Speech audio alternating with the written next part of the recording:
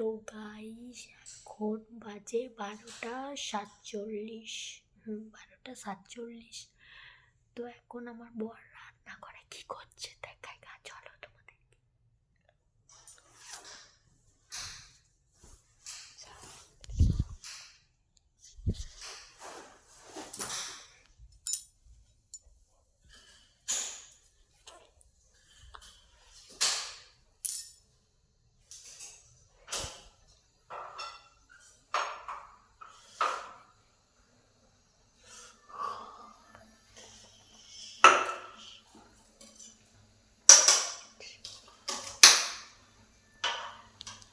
এখন 5টা করছে, 12:47 বাজে, পুরো ওই 1:45।